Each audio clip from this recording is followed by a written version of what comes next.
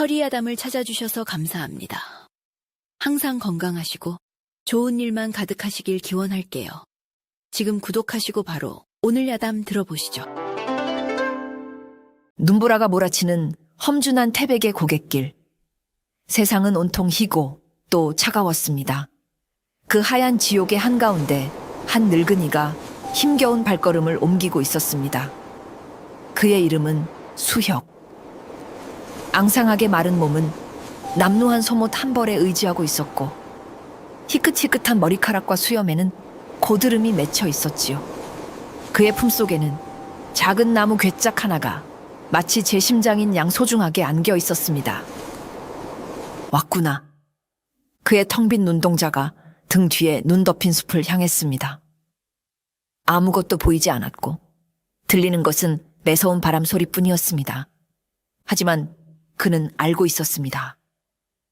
죽음의 냄새를, 자신을 쫓아온 그림자들의 존재를. 아니나 다를까 그의 등 뒤 사방의 눈밭 위로 검은 복면을 쓴 3명의 사내가 소리 없이 마치 눈밭에서 솟아나기라도 한 것처럼 모습을 드러냈습니다. 굶주린 늑대의 그것처럼 차가운 살기가 뿜어져 나오고 있었지요. 수혁은 더 이상 도망치지 않았습니다. 그는 품에 안고 있던 목갑을 더욱 굳게 끌어안았습니다. 그리고는 천천히 뒤를 돌아 자신을 애워싼 죽음의 그림자들을 마주했습니다. 그의 늙고 지친 얼굴에는 두려움이 아닌 모든 것을 체념한 듯한 고요한 평온함만이 감돌고 있었습니다. 3명의 자객들은 수혁을 중심으로 삼각형의 진을 이루며 천천히 포위망을 좁혀왔습니다. 그들의 발은 눈 위를 밟고 있었지만 단 하나의 발자국 소리도 내지 않았지요. 고도로 훈련된 암살자들임이 틀림없었습니다. 그들 중 우두머리로 보이는 자가 앞으로 한 걸음 나서며 얼음장처럼 차가운 목소리로 말했습니다. 오랜 숨바꼭질도 이제 끝이군, 영감. 수혁은 대답하지 않았습니다. 그는 그저 묵묵히 그들을 바라볼 뿐이었지요. 자객은 칼끝으로 수혁의 품에 안긴 작은 목갑을 가리켰습니다. 우리가 원하는 것은 내 놈의 목숨이 아니다. 그 안에 든 물건이다. 그것만 순순히 넘긴다면 고통 없이 편안히 눈을 감게 해주겠다. 이것이 대군 나으리께서 내 놈에게 베푸는 마지막 잡이다. 그들의 목표는 처음부터 수혁의 목숨이 아니었습니다. 바로 그가 목숨처럼 지키고 있는 작은 목갑. 그 안에 담긴 나라의 운명을 뒤흔들 수 있는 비밀스러운 물건이었습니다. 하지만 수혁은 미동도 하지 않았습니다. 그는 오히려 자객들을 향해 희미한 미소를 짓는 듯 했습니다. 그것은 조롱도 체념도 아니었습니다. 그것은 자신의 마지막 사명을 완수하기 직전에 결연한 의지가 담긴 비장한 미소였습니다. 내 심장이 멎기 전에는 결코 이 손에서 놓지 않을 것이다. 수혁의 나지막하지만 단호한 대답에 자객의 눈빛이 순간 살기로 번뜩였습니다. 어리석은 놈, 그렇다면 내 놈의 심장을 먼저 멎게 해주는 수밖에. 그는 손짓으로 나머지 2명의 자객에게 신호를 보냈습니다. 3개의 검은 그림자가 동시에 눈보라를 뚫고 쓰러지기 직전의 늙은이를 향해 소리 없이 덮쳐들었습니다. 자객들의 칼날이 자신의 목을 향해 날아드는 그 찰나의 순간 수혁의 뇌리를 한 달 전의 핏빛 기억이 섬광처럼 스치고 지나갔습니다. 그의 유일한 벗이자 평생을 함께했던 의형제 충신 김대감의 임종. 김대감은 부패한 권력의 중심에서 홀로 정의를 외치다 결국 억울한 누명을 쓰고 사약을 받아야만 했습니다.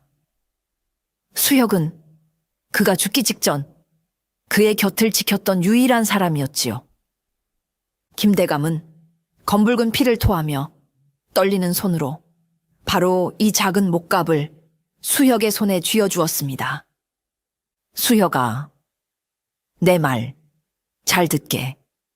이것은 단순한 괴짝이 아닐세. 그는 마지막 남은 힘을 다해 속삭였습니다.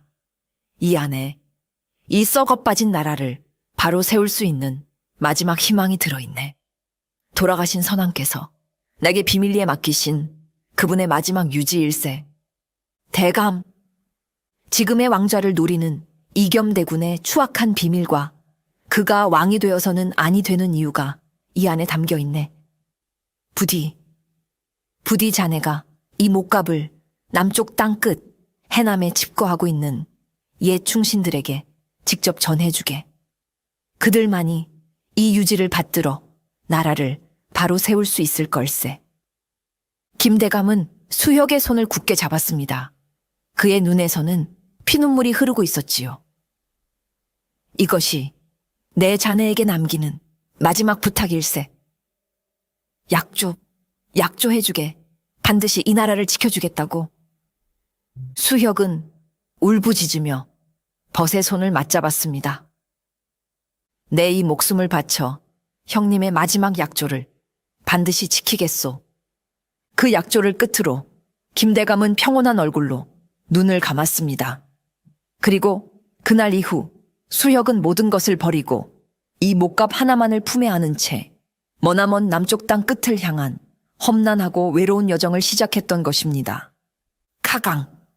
새 자객의 칼날이 수혁의 심장을 꿰뚫기 직전 정적을 깨는 날카로운 비명소리와 함께 눈 덮인 숲속에서 웬 처녀 하나가 뛰쳐나왔습니다. 그녀의 손에는 약초를 캐는 데 쓰는 작은 호미가 들려 있었고 그녀의 얼굴은 공포에 질려 있었습니다.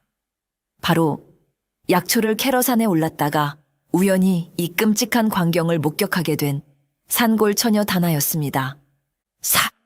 살인이야. 다나의 갑작스러운 등장에 자객들은 순간 당황하여 주춤거렸습니다. 그들은 자신들의 비밀스러운 임무가 다른 이에게 목격되었다는 사실에 잠시 혼란에 빠진 듯 했지요. 수혁은 바로 그 찰나의 빈틈을 놓치지 않았습니다. 그는 더 이상 힘없는 늙은이가 아니었습니다. 그는 평생을 죽음의 경계에서 살아온 전설적인 무관무영이었습니다. 그는 마지막 남은 힘을 짜내 몸을 날렸습니다. 자객들을 향해 달려든 것이 아니었습니다. 그는 자신의 등 뒤 눈 덮인 아찔한 절벽 아래로 주저없이 몸을 굴렸습니다. 저놈을 잡아라. 뒤늦게 정신을 차린 자객들이 절벽 아래로 달려갔지만 수혁의 모습은 이미 눈보라와 함께 짙은 안개 속으로 사라진 뒤였습니다. 다나는 자신이 무슨 짓을 했는지 깨닫고 공포에 질려 그 자리에 주저앉았습니다. 자객들은 유일한 목격자인 그녀를 그냥 둘 리 없었지요. 저 계집을 처리해라. 바로 그때 저 멀리서 무슨 일이냐 하는 다른 나무꾼들의 고함 소리가 들려왔습니다. 다나의 비명 소리를 듣고 마을 사람들이 몰려오고 있었던 것입니다. 자객들은 혀를 차며 오늘은 운이 없군 이라는 말을 남기고는 연기처럼 숲속으로 사라졌습니다. 다나는 사람들의 도움으로 겨우 목숨은 건졌지만 온몸을 사시나무 떨듯 떨며 한동안 자리에서 일어날 수 없었습니다. 그녀의 뜻하지 않은 개입은 한 늙은이의 목숨을 구했지만 동시에 그녀 자신을 거대한 운명의 소용돌이 속으로 끌어들이는 계기가 되고 말았습니다. 수혁은 구사일생으로 목숨을 건졌습니다. 절벽 아래는 다행히도 깊게 쌓인 눈더미 위였고 그는 큰 부상 없이 정신을 잃었을 뿐이었지요. 그가 다시 눈을 떴을 때 그는 낯선 오두막의 차가운 흙바닥 위에 누워 있었습니다. 그리고 그의 눈앞에는 며칠 전 그를 구해준 산골 처녀 다나가 팔짱을 낀 채 못마땅한 표정으로 그를 내려다보고 있었지요. 다나는 절벽 아래 쓰러져 있던 수혁을 그냥 내버려 둘 수 없어 자신의 오두막으로 겨우 끌고 왔던 것입니다. 하지만 그녀는 후회하고 있었습니다. 괜한 일에 엮여 자신의 평화로운 삶이 깨질까봐 두려웠기 때문입니다. 고맙다. 목숨을 구해주었구나. 수혁이 힘겹게 입을 열었습니다. 고맙긴 뭐가 고마워요. 다나는 퉁명스럽게 쏘아붙였습니다. 괜히 영감 때문에 나까지 험한 꼴 볼 뻔했네. 기운 차렸으면 어서 갈 길이나 가시오. 나는 영감이래 더는 엮이고 싶지 않으니까. 그녀의 말은 차갑고 냉소적이었습니다. 수혁은 그녀의 마음을 이해했습니다. 그는 더 이상 그녀에게 폐를 끼칠 수 없다고 생각했지요.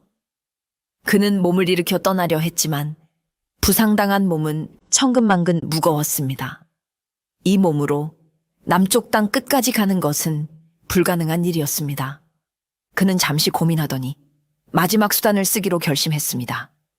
그는 품속 깊은 곳에서 작은 옥패 하나를 꺼내 다나의 앞에 내밀었습니다. 그 옥패는 과거 임금이 그의 공을 치하하며 직접 하사한 것으로 집 한 채를 사고도 남을 만큼 값비싼 물건이었습니다. 나를 저 아래 남쪽 땅 끝 해남까지만 무사히 데려다 주게. 그리하면 이 옥패의 100배에 달하는 돈을 자네에게 보상으로 주겠네. 다나는 옥패를 보고 눈이 휘둥그레졌습니다. 그녀는 약초꾼이라 물건 보는 눈이 있었지요. 저것이 보통 물건이 아니라는 것을 한눈에 알아보았습니다. 하지만 그녀는 이내 코웃음을 쳤습니다. 죽기 직전인 영감님이 돈 자랑부터 하시겠다. 그 약속을 어찌 믿고 내 목숨을 건단 말이오. 어차피 죽으면 그만 아니오. 그녀의 냉소적인 말에 수혁은 희미하게 웃으며 대답했습니다. 나는 약조는 반드시 지키는 사람이네. 그의 목소리에는 흔들림 없는 무게가 실려 있었습니다. 다나는 그의 눈을 보았습니다. 늙고 지쳤지만 그 눈빛만은 강철처럼 단단하고 깊은 신뢰를 담고 있었지요. 그녀는 잠시 망설였습니다. 위험한 일임은 분명했지만 성공하면 평생 놀고 먹을 수 있는 엄청난 보상이었습니다. 가난한 산골 처녀에게는 뿌리치기 힘든 유혹이었지요. 좋소.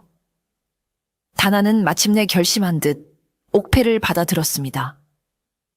대신 가는 길에 내게 무슨 일이라도 생기면 이 옥패는 내 목숨값으로 알겠소. 수혁이 살아남았고 정체 모를 산골 계집과 함께 움직이기 시작했다는 보고는 즉시 이겸대군의 귀에 들어갔습니다. 그는 자신의 서재에서 보고를 올리는 자객을 향해 찻잔을 집어 던지며 격노했습니다. 이런 무능한 놈들, 고작 늙은이 하나와 계집 하나를 놓쳤단 말이냐. 이겸대군은 초조해졌습니다. 목갑의 행방이 자신의 왕좌를 향한 길에 가장 큰 걸림돌이었기 때문입니다. 그는 더 이상 어설픈 자객들에게 일을 맡길 수 없다고 판단했습니다. 그는 자신의 수하 중 가장 뛰어나고 가장 잔인하며 가장 충직한 그림자를 불러들이기로 결심했습니다. 흥랑을 불러라.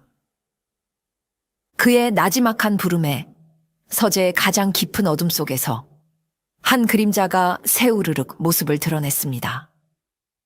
검은 늑대의 가죽을 어깨에 두른 온몸에서 쇠냄새와 피냄새를 풍기는 사내, 흥랑.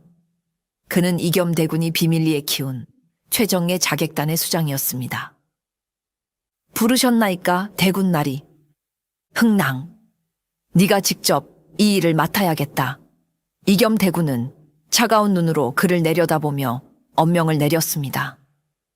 수단과 방법을 가리지 말고 그 늙은이와 계집을 찾아내라. 그리고 그들이 가진 목값을 반드시 회수해 오너라. 늙은이는 죽여도 좋으나 계집은 산채로 내 앞에 데려와야 할 것이다. 모든 것을 알고 있을지도 모르니 명을 받들겠나이까. 흥랑은 짧게 대답하고는 다시 어둠 속으로 사라졌습니다. 그의 움직임에는 한치의 망설임도 감정도 없었습니다. 그는 주군의 명을 수행하는 살아있는 무기일 뿐이었습니다.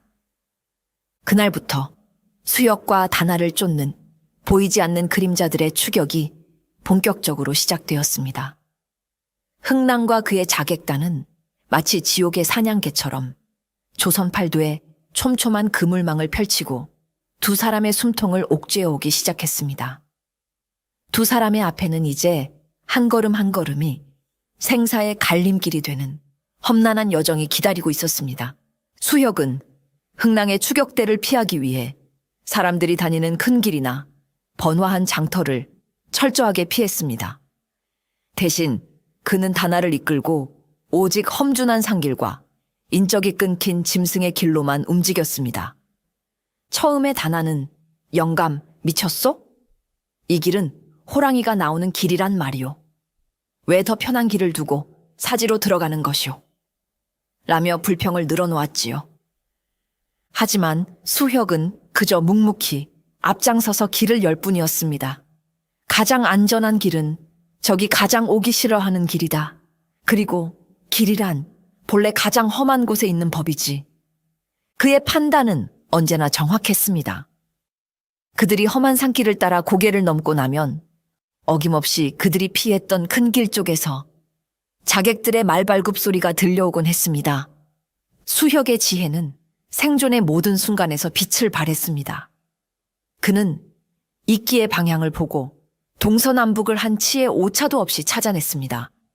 그는 짐승의 배설물과 발자국만으로 주변에 어떤 위험이 도사리고 있는지를 미리 알아챘지요. 그는 독이 있는 버섯과 먹을 수 있는 나무 뿌리를 귀신같이 구분해냈습니다. 다나는 평생을 산에서 약초를 캐며 살아온 자신보다 이 늙은이가 산의 이치에 훨씬 더 밝다는 사실에 혀를 내둘렀습니다. 그는 마치 산 그 자체가 된 듯 자연의 모든 것을 읽고 활용할 줄 알았습니다. 그것은 책으로 배운 지식이 아니었습니다. 그것은 과거 북방의 국경을 지키며 험준한 산맥 속에서 수많은 밤을 홀로 지새우고 적과 짐승의 위협 속에서 살아남아야 했던 전설적인 척후병 무영의 뼈에 새겨진 생존 본능이었습니다. 수혁의 비범한 지혜와 생존술은 추격자들을 따돌리는 데는 큰 도움이 되었지만 그의 쇠약해진 몸을 되돌릴 수는 없었습니다. 험난한 여정이 계속될수록 그의 낡은 몸은 서서히 한계를 드러내기 시작했지요. 자객들에게 입었던 상처는 제대로 치료하지 못한 탓에 덧나기 시작했고 밤마다 끓어오르는 열은 그의 남은 기력마저 갉아먹고 있었습니다. 어느 날 밤 수혁은 결국 자신의 한계를 이기지 못하고 쓰러지고 말았습니다. 그의 온몸은 불덩이처럼 뜨거웠고 그의 입에서는 알아들을 수 없는 헛소리가 새어나왔지요. 그는 죽음의 문턱을 넘나들고 있었습니다. 영감, 영감, 정신 차리시오. 다나는 공포에 휩싸였습니다. 만약 그가 이대로 죽어버린다면 자신은 이 험한 산속에 홀로 남겨지게 됩니다. 약속받았던 막대한 돈도 모두 물거품이 되는 것이지요.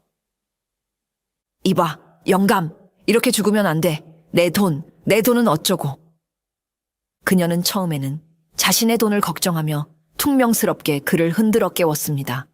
하지만 열에 들떠 고통 속에서 신음하는 그의 모습을 보자 그녀의 마음 한구석에서 잊고 있었던 연민과 측은지심이 싹트기 시작했습니다. 죽기엔 아직 이르오, 영감. 다나는 더 이상 돈 때문이 아니었습니다. 그녀는 한 사람의 생명을 이대로 포기할 수 없었습니다. 그녀는 자신의 본업인 약초꾼의 실력을 발휘하기 시작했습니다. 그녀는 밤새도록 칠흑 같은 어둠을 뚫고 산속을 헤맸습니다. 그녀의 예리한 눈은 어둠 속에서도 해열에 좋은 약초와 상처의 염증을 가라앉히는 풀들을 귀신같이 찾아냈지요. 그녀는 자신의 치맛자락을 찢어 횃불을 만들고 위험한 절벽을 기어올라 희귀한 약초를 캐냈습니다. 오두막으로 돌아온 그녀는 밤새도록 약초를 찢고 다려 수혁의 입에 흘려 넣어주었습니다.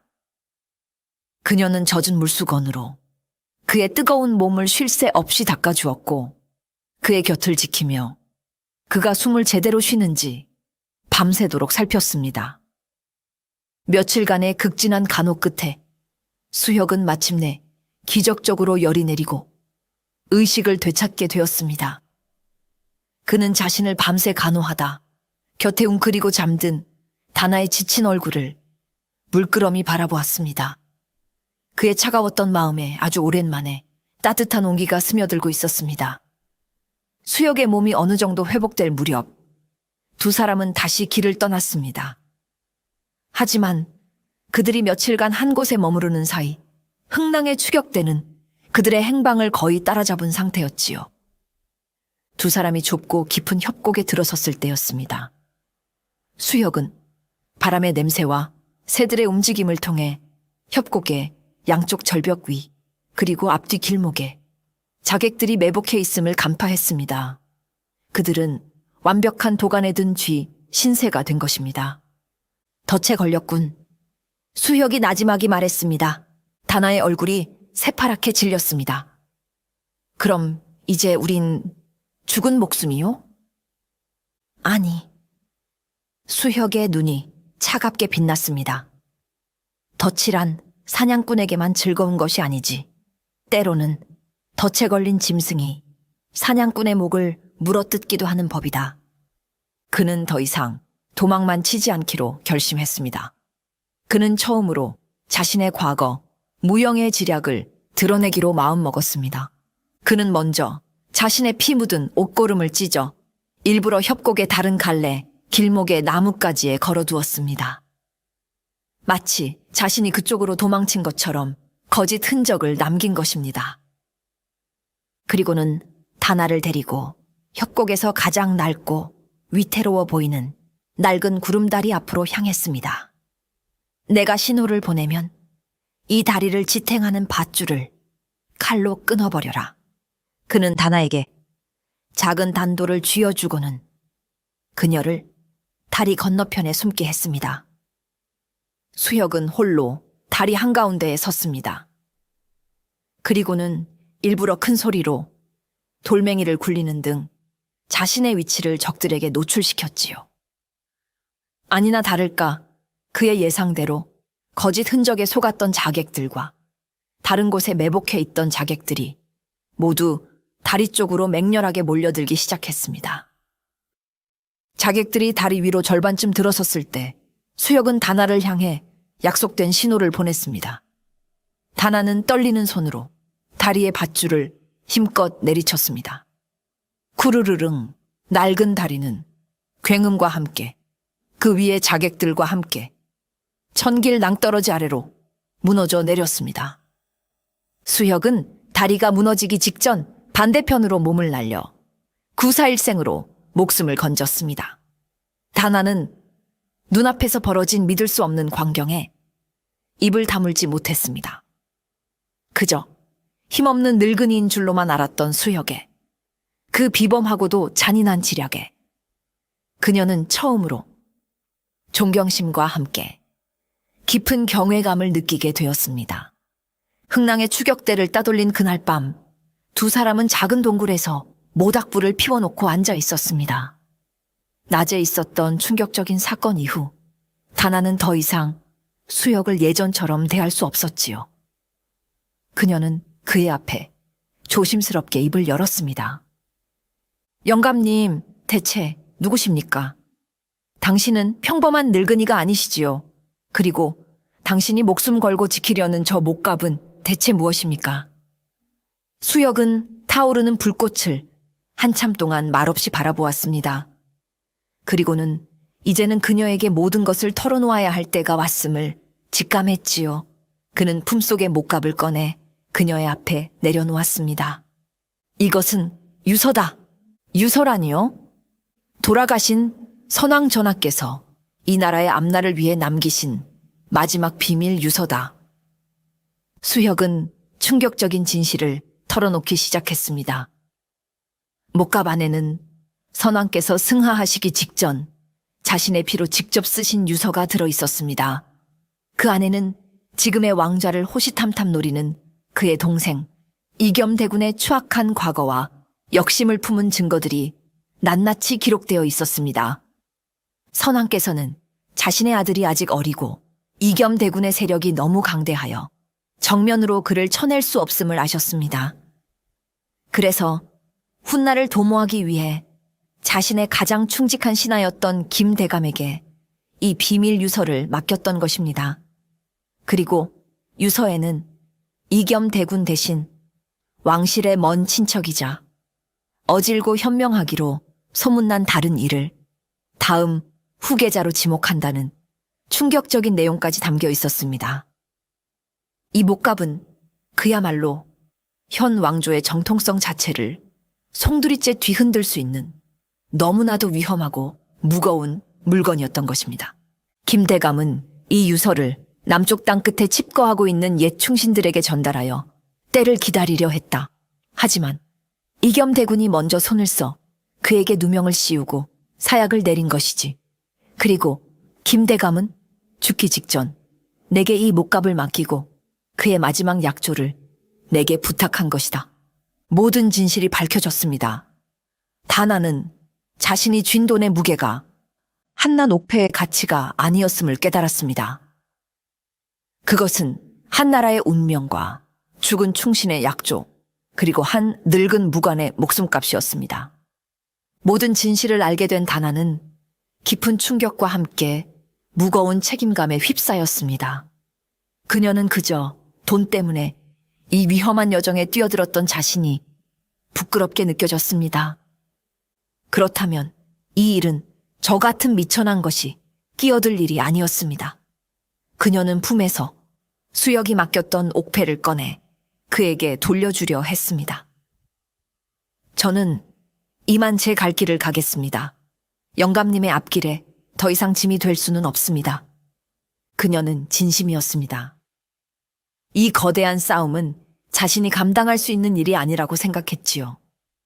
하지만 수혁은 그녀의 손을 조용히 밀어냈습니다. 아니다, 저자. 자네는 이미 이 일의 가장 중요한 증인이자 동반자가 되었네. 자네가 아니었다면 나는 이미 저 눈밭에서 차가운 시신이 되었을 걸세. 나는 자네의 그 차갑고 냉소적인 눈빛 뒤에 누구보다 따뜻하고 의로운 마음이 숨겨져 있다는 것을 알고 있네. 자네는 돈 때문에 나를 구한 것이 아니야. 자네의 그 착한 심성이 차마 나를 외면하지 못했던 것이지. 수혁의 말에 다나는 고개를 숙였습니다. 그의 말은 그녀 자신도 몰랐던 그녀의 속마음을 꿰뚫어 보고 있었습니다. 벗과의 약조를 위해 자신의 목숨을 거는 당신 같은 어리석은 영감의 마지막 길을 어찌 저 혼자 보내드릴 수 있겠습니까? 다나는 눈물을 글썽이며 퉁명스럽게 말했습니다. 이왕 이렇게 된 거 끝까지 책임져야지요. 이젠 그 약조, 내 약조이기도 하오. 그녀는 옥패를 다시 자신의 품속 깊은 곳에 넣었습니다. 한편 구름다리 붕괴로 수하의 절반을 잃은 흥랑은 극심한 분노와 함께 깊은 고뇌에 빠져 있었습니다. 상대의 지략은 상상을 초월했습니다. 그는 단순한 늙은이가 아니었습니다. 그는 자신들의 모든 움직임을 미리 읽고 한 수 앞을 내다보며 판을 짜고 있었습니다. 대체 누구란 말인가? 흥랑은 자신의 기억 속에서 이토록 무섭고 치밀한 지략을 가진 단 한 사람을 떠올려냈습니다. 바로 20년 전 자신이 풋내기 무관으로 있을 때 하늘처럼 우러러 보았던 왕의 그림자이자 전설적인 호위무관 무영. 설마 그분께서 아직 살아계셨단 말인가? 그리고 지금 나의 적이 되어 내 앞을 가로막고 있단 말인가? 흥랑은 자신의 의심을 확인하기 위해 밤을 틈타 무너진 다리 아래 시신들을 수습하던 현장으로 가보았습니다. 그리고 그곳에서 결정적인 단서를 발견했지요. 바로 수혁이 일부러 남겨두고 간 작은 표식 하나였습니다. 그것은 오직 무영과 그의 직속 부하들만이 알 수 있는 그들만의 비밀 암호였습니다. 흥랑은 자신의 예상이 맞았음을 깨닫고 그 자리에 주저앉았습니다. 그는 자신의 우상이자 한때는 목숨을 바쳐 따르고 싶었던 전설적인 영웅을 지금 자신의 손으로 죽여야 하는 잔인한 운명에 처한 것입니다. 그의 마음은 두 개로 찢어졌습니다. 자신을 거두어주고 지금의 자리에 있게 해준 주인 이겸대군의 비정한 명령을 따라야 하는가? 아니면 자신이 평생을 존경했던 옛 선배의 의리를 지키고 그가 목숨 걸고 지키려는 대의를 외면해야 하는가? 그의 고뇌는 깊어갔습니다. 하지만 그는 자객이었습니다. 자객에게는 마음이 허락되지 않았습니다. 그는 결국 자신의 감정을 억누르고 주군의 명을 따르기로 결심했습니다. 하지만 그의 마음속에는 지울 수 없는 균열이 생겨나고 있었습니다. 수많은 위기를 넘고 수역과 다나는 마침내 약속의 땅인 남쪽 해남의 초입에 다다랐습니다. 이제 저 앞에 보이는 것엔 강만 건너면 약속 장소에서 기다리고 있는 충신들을 만나 임무를 완수할 수 있었습니다. 하지만 하늘은 그들을 쉽게 도와주지 않았습니다. 며칠간 쏟아진 폭우로 강물은 성난 짐승처럼 불어나 있었고 나룻배는 모두 떠내려가 버린 뒤였습니다. 그들이 강을 건널 수 있는 유일한 길은 절벽과 절벽 사이에 아슬아슬하게 걸쳐 있는 낡고 썩은 외나무 다리 하나뿐이었습니다. 마지막 관문이로구나. 수역이 비장하게 말하며 앞을 나섰습니다.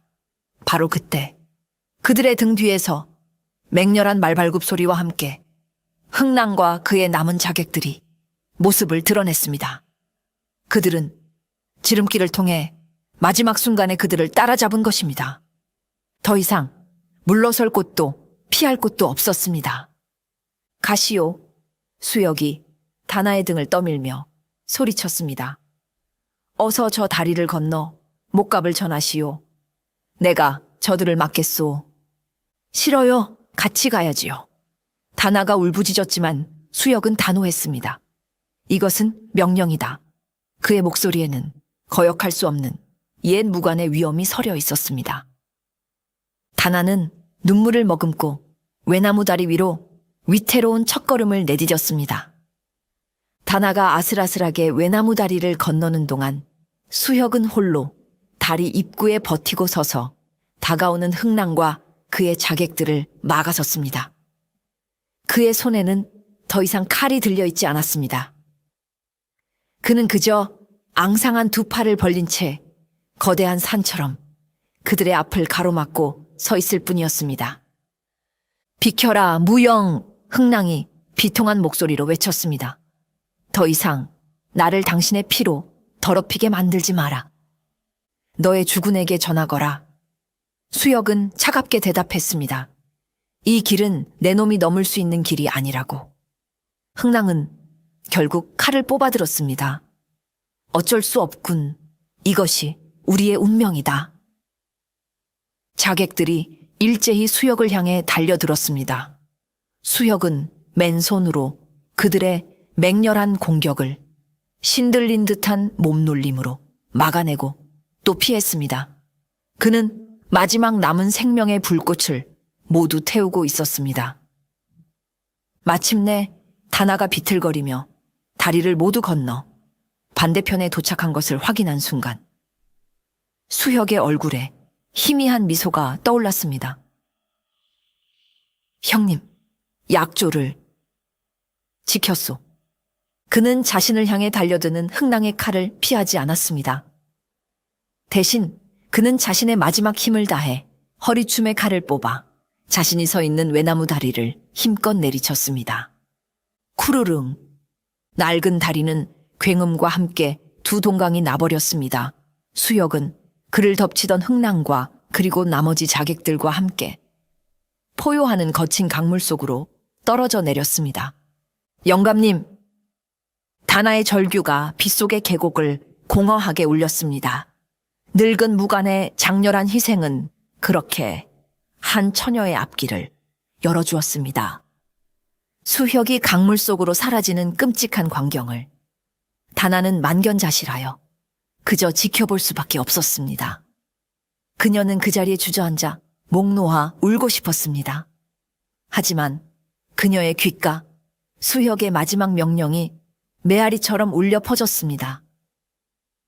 가거라. 그리고 살아라. 그녀는 울부짖을 시간조차 없었습니다. 그녀는 이제 더 이상 돈 때문에 얽힌 단순한 길안내꾼이 아니었습니다.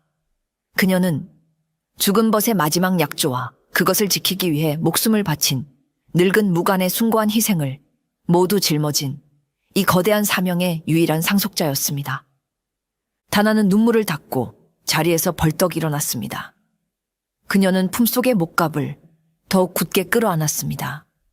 그리고는 약속 장소를 향해 다시 달리기 시작했습니다. 그녀의 발걸음은 더 이상 두려움에 떨지 않았습니다. 그녀의 눈빛은 슬픔을 넘어 굳건한 결의로 불타오르고 있었습니다. 그녀는 반드시 수역의 희생이 헛되지 않도록 이 임무를 완수해야만 했습니다. 거친 강물 속에서 흥낭은 정신을 차렸습니다. 그는 수영에 능했지만 불어난 물살은 그의 몸을 가만두지 않았지요. 그가 물살에 휩쓸려 바위에 부딪히기 직전 누군가 그의 팔을 강하게 잡아 물 위로 끌어올렸습니다. 바로 수혁이었습니다.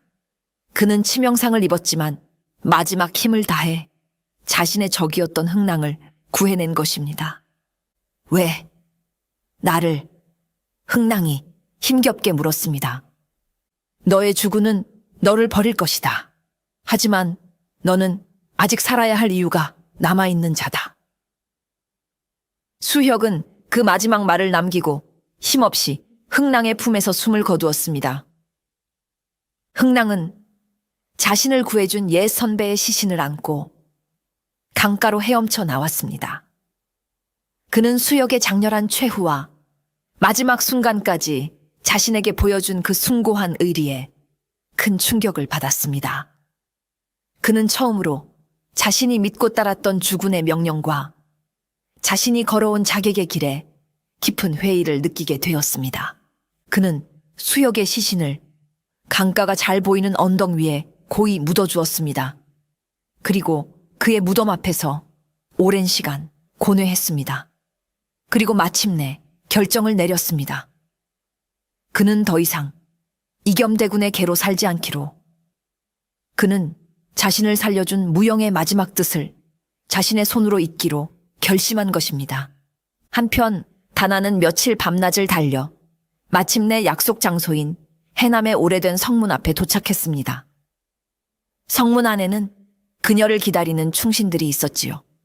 하지만 그녀의 앞길은 이겸 대군이 보낸 수십 명의 관군들이 창칼을 들고 가로막고 있었습니다. 이겸 대군은 그녀가 이곳으로 올 것을 미리 알고 마지막 덫을 파놓았던 것입니다. 다나는 절망했습니다. 이제 정말 모든 것이 끝이라고 생각한 순간이었습니다. 길을 열어라! 어디선가 벼락 같은 고함 소리와 함께 검은 그림자 하나가 바람처럼 나타나 관군들의 앞을 막아섰습니다. 바로 흥낭이었습니다. 이분은 선왕전하의 마지막 유지를 받든 귀한 분이시다. 이분의 앞길을 막는 자는 곧 역적이다. 흥낭은 혼자서 수십 명의 광운들을 상대로 시간을 벌기 시작했습니다. 그의 검은 예전처럼 살기 등등하지 않았습니다. 그의 검은 오직 상대를 제압하고 길을 열기 위해서만 움직이고 있었습니다. 그는 다나를 향해 외쳤습니다. 어서 가시오. 이곳은 내가 막겠소. 흥낭이 목숨을 걸고 시간을 벌어준 덕분에 다나는 마침내 성문 안으로 들어가 기다리고 있던 충신들에게 목갑을 전달하는 데 성공했습니다. 목갑이 열리고 그 안에 담겨 있던 선왕의 피 묻은 유서가 만천하 공개되자 세상은 발칵 뒤집혔습니다. 이겸대군의 모든 역모 계획과 추악한 비밀이 드러났고 그는 결국 성난 민심과 군사들에 의해 체포되어 비참한 최후를 맞이했습니다. 나라의 가장 큰 위기가 그렇게 바로잡힌 것입니다. 다나는 이 모든 공을 인정받아 임금으로부터 큰 상과 높은 품계를 하사받을 뻔했습니다. 하지만 그녀는 모든 것을 사양했습니다. 다나는 임금 앞에 엎드려 아뢰었습니다. 전하, 이 모든 공은